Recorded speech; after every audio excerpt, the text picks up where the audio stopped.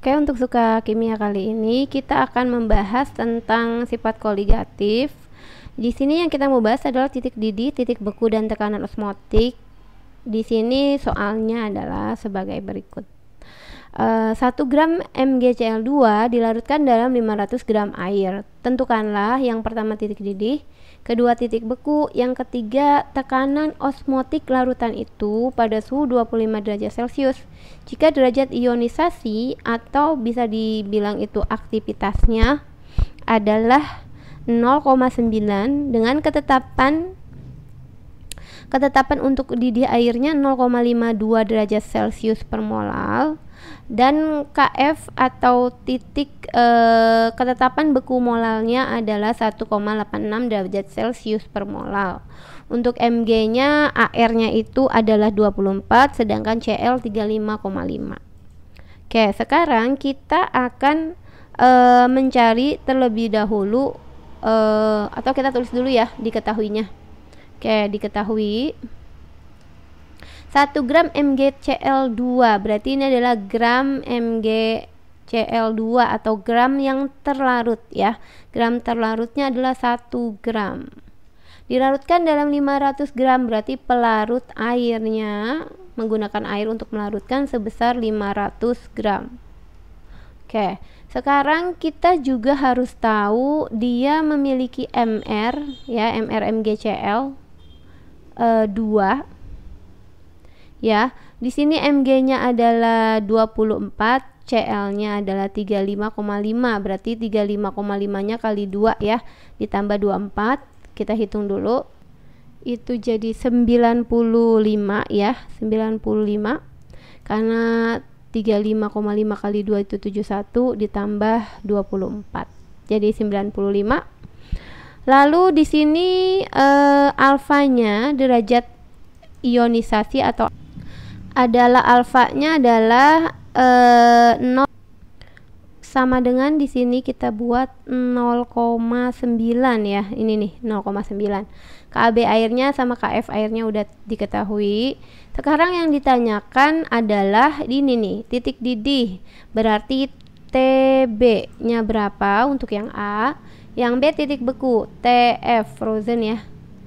Oke, terus tekanan osmotiknya berapa untuk yang C? Oke, berarti kita di sini bisa langsung jawab aja. Oke, kita mau jawabnya gini. Jawab untuk yang A.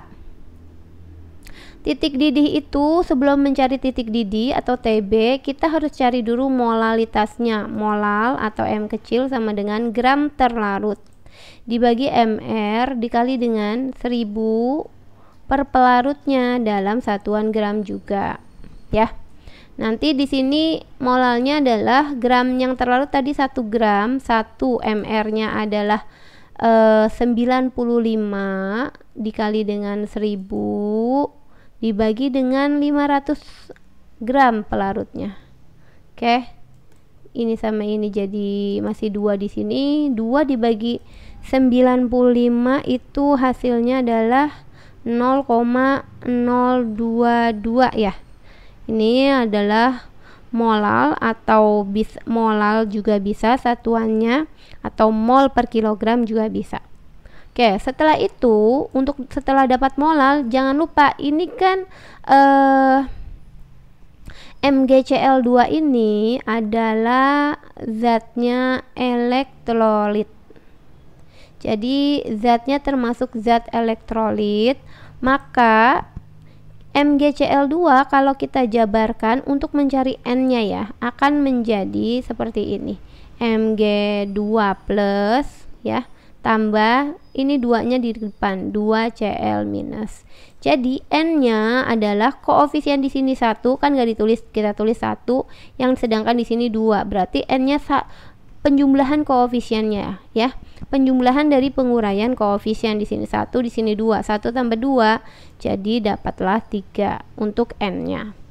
Setelah dapat N, sebentar ini kita buat faktor Van Hoff-nya, kita cari dulu I-nya. I sama dengan 1 tambah N dikurang 1 dikali dengan alfa ya. Biar nanti tinggal dimasukin. Oke. Berarti 1 ditambah N. N yang tadi kan kita dapat di sini 3 ya. Berarti 3 dikurang 1 dikali alfa atau derajat ionisasinya 0,9. Oke. 1 ditambah 3 dikurang 1 2 dikali 0,9 ya. Berarti 1,8 ya. Oke, berarti ini kalau ditambah hasilnya adalah 2,8 untuk I-nya. Setelah dapat I, kita baru bisa menjawab titik didih.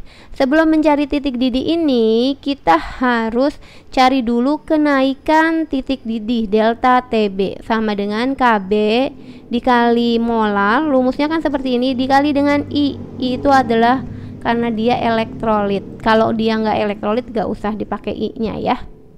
KB-nya tadi udah ada ketetapannya 0,52 dikali molalnya tadi kita udah dapat nih 0,022 molal dikali I-nya juga udah dapat, tinggal dimasukin 2,8. Nah, ini setelah kita hitung hasilnya adalah 0,032 derajat Celcius. Nah, 0,032 derajat Celcius ini masih kenaikan titik didih, belum titik didih. Maka titik didih adalah TB. Titik didih adalah titik didih pelarut ya. Karena di sini pelarutnya yang dipakai adalah air, maka pelarut air kalau mendidih itu kan 100. Maka kita tambahkan dengan titik didih pelarutnya, karena di sini air ya 100 ya. 100 ditambah delta TB. Jadi 0,032 derajat Celcius. Jadi hasilnya adalah 100, gitu ya. 100,032 derajat Celcius. Ini baru titik didihnya gitu ya. Jadi 100 itu karena titik didih pelarutnya, titik didih pelarut ditambah kenaikan titik didih. Nanti kalau bukan air kita beda ya untuk ketetapan titik didihnya. Oke, sekarang kita beralih ke yang B ya. Kita geser sedikit. Oke, ke yang B. Di sini kita mau B. Ya, B. Wah, ini agak gini. Oke, nggak apa-apa ya. B. B itu adalah titik bekunya. Titik beku atau TF itu kita pertama cari penurunan titik beku. Rumusnya adalah KF dikali molal dikali dengan I-nya. KF-nya adalah sebesar ini 1,86 derajat Celcius per molal dikali molalitasnya tadi ya. Ini sama ini kan 0,022 dikali I. I-nya kan juga sama karena 2,8 karena kan zatnya juga sama. Geser dikit ya. Dikali 2,8. Nah, ini tinggal masukin aja karena kan tadi kita udah cari semua. Jadi hasilnya adalah 0,115 derajat Celcius untuk penurunan titik beku. Jadi titik bekunya berapa? TF-nya adalah kita pakai titik beku pelarut karena di sini tadi pelarutnya adalah air. Titik beku pelarutnya kan air kan membeku pada suhu 0 derajat dikurang delta TF atau penurunan titik bekunya 0,115 derajat Celcius. Nanti kalau bukan air ya titik beku pelarutnya kita sesuaikan ya. Biasanya diketahui kok ya. Di sini adalah minus 0,115. Bentar, ini kita hapus. Oke. 115 derajat Celcius gitu untuk titik bekunya. Lalu gimana dengan tekanan osmotik ya? Tekanan osmotik kita bisa jawab di sini deh ya. Yang C ya. C terakhir. C, tekanan osmotik adalah rumusnya M dikali R dikali T dikali dengan I, jangan lupa karena dia adalah elektrolit. Nah, di sini ini kan M besar itu molaritas, maka di sini dianggap molaritasnya kita samakan dengan molalitas, walaupun sebenarnya kalau molaritas itu dalam volume ya. Cuma di sini karena dia juga air, maka molaritasnya dianggap sama ya. Jadi molaritasnya sebesar 0,02, kita masukkan di sini ya. 0,022 dikali R itu ketetapan. Kalau kita lihat di sini bisa ditulis R itu sebenarnya ketetapan, nilainya pasti 0,0 ya. 8205 liter ATM gitu per mol Kelvin. Ini adalah ketetapan. Jadi nilainya akan selalu sama. Kita masukkan 0,08205 dikali suhunya kan pada suhu 25 derajat Celcius. Tadi lupa ditulis, suhunya itu nggak boleh Celcius. Jadi 25-nya Celcius ini kalau mau dijadikan Kelvin ditambah 273. Jadi kan 298 Kelvin gitu ya. Jadi kita masukkan ke sini 298 dikali I-nya kan tetap sama yaitu 2,8 karena zatnya adalah sama. Jadi tinggal kita hitung 0,022 dikali 0,08205 dikali 298 dikali 2,8. Kalau kita hitung hasilnya adalah 1,51 atmosfer atau ATM begitu ya.